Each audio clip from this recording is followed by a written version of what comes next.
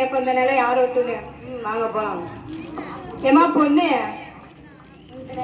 சொல்லுங்க, இந்த நிலை யார் விட்டுமா? உங்களோட்டு தாங்க. வீட்டுல பேசணுமா? உங்க வீட்டுல வாங்க கூட்டி பாரு. அம்மா உங்களை பார்க்க யாரோ வந்திருக்காங்க. சரி நான் போய் விளையாண்டு வரேன். சரிம்மா சரிம்மா வாங்க உள்ள இந்த உட்காருங்க வாங்க.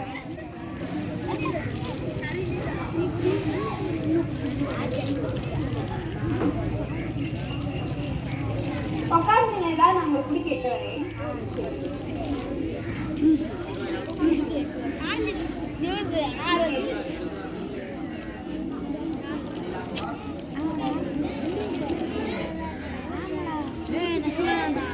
பரவாயில்லையே, நம்ம நல்லா கவனிச்சுக்கிறாங்க.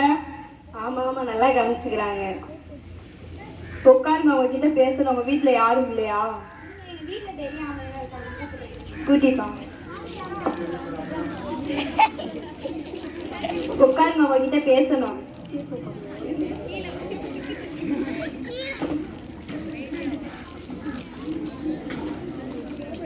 இந்த நிலத்துல இருந்து உங்களுக்கு எவ்வளவு ப்ராஃபிட் கிடைக்குது? ப்ராஃபிட் அப்படின்னா என்ன தெரியாது. இந்த நிலத்துல இருந்து உங்களுக்கு எவ்வளவு வருமானம் கிடைக்குது? 10,000 ரூபாமா?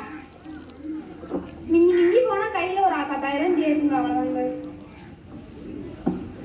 நீங்க விவசாயம் பார்க்குறீங்க, விவசாயம் பார்த்து உங்களுக்கு வாய்க்கு மத்தல கைக்கு மத்தலையும் சொல்றீங்க. அந்த நிலத்தை எங்க எழுதி கொடுத்தா நாங்க பில்டிங் கட்டலாம்னு இருக்கோம். நீங்க என்ன சொல்றீங்க?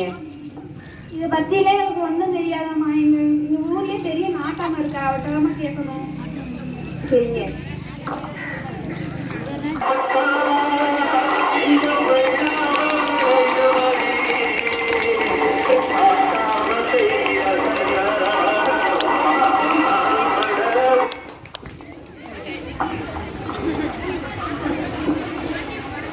என்ன நாட்டாம நீங்களே எவ்வளவு லேட்டா வரீங்க? ஏன்னா கொஞ்சம் அத்துக்கிட்ட நாட்டாமே எடுத்து பேசுறியா? ஊன்னு சொல்லுங்க நாட்டாம. நிறைய தலைய தீவு போடுறேன். தீவுடா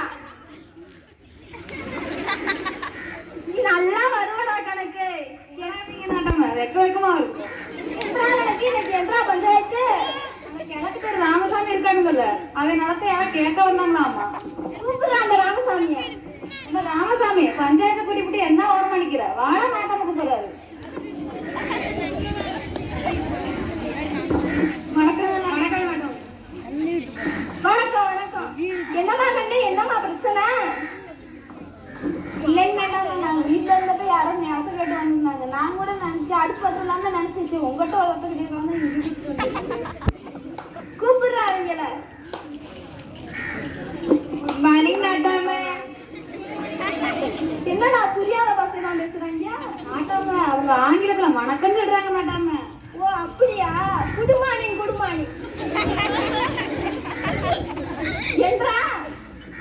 இல்லைங்க நாட்டாம, அந்த நிலை யாரோடன்னு கேட்டேன். எங்களோடன்னு சொன்னாங்க. உங்க நிலத்தை எழுதிட்டாங்க. நாங்க அதுல காம்ப்ளெக்ஸ் கட்டலான்னு இருந்தோம். அதுக்கு அவங்க என்ன சொன்னாங்க, எல்லாமே எங்க நாட்டாம எங்க நாட்டாமட்ட கேளுங்க, அவங்க எழுதி தரேன்னு சொன்னாங்க. நானே எழுதி தரேன்னு சொன்னாங்க நாட்டாம. அப்படியே உங்க நிலத்தையும் எழுதி வாங்கிட்டு போலான்ட்டு இருந்தாங்க. என்றா எனக்கு பேசாது நம்ம நிலத்தையும் எழுதி கொடுத்துருவோமா? நாட்டாம அதே கண்டது கடித பேசி உங்க மனசை கலப்பு பாக்குறியா? ஏதா என்ன பழப்பு பாக்குறியா? விவசாய நாட்டுல எல்லாம் அப்படி கட்டட கட்டணும் வந்தா அப்புறம் கல்லை மண்ணை மாடா சாப்பிடுவீங்க. இந்த ஊரு விவசாயத்தை நம்பிதான் இருக்கு. அதுல இந்த 100 நாள் வேலை திட்டத்தை கொண்டு வந்து அதுல பாதி பேர் போயிடுறாங்க. விவசாயத்தை காக்கணும், வேளாண்மையை பெருக்கணும். இதுதான் தான் இந்த நாட்டாமையோட தீர்ப்பு. நாட்டாம கொஞ்சம் பார்த்து பேசுங்க. துப்பாக்கி வச்சு போறாங்க. பட்டுன்னு ஓட்டாங்கன்னா பொட்டுன்னு போயிருமா அப்படின்ற இனிமேல் பார்த்து பேசுகிறேன் எனக்கு. சாரிங்க நாட்டாம. என்னடா சாரி கூறிங்கிறாங்க? ஒண்ணுமே அவங்க ஆங்கிலத்துல மன்னிப்பு கேக்குறாங்க. இப்படியா? மன்னிச்சுட்டேன். தாயை போல காக்குறது விவசாயத்தை நாங்க அழிக்கிறது தப்புதான். எங்களை மன்னிச்சிருக்க நாட்டாம. இனிமேல் இந்த தப்பை நாங்க செய்ய மாட்டோம். மரங்கள் இயற்கையின் வரங்கள், அவற்றை பாதுகாக்க வேண்டியது நமது பொறுப்பு. ஆனால் நாம் நம் தேவைகளுக்காக மரங்களையும் காடுகளையும் அழித்து வருகிறோம்.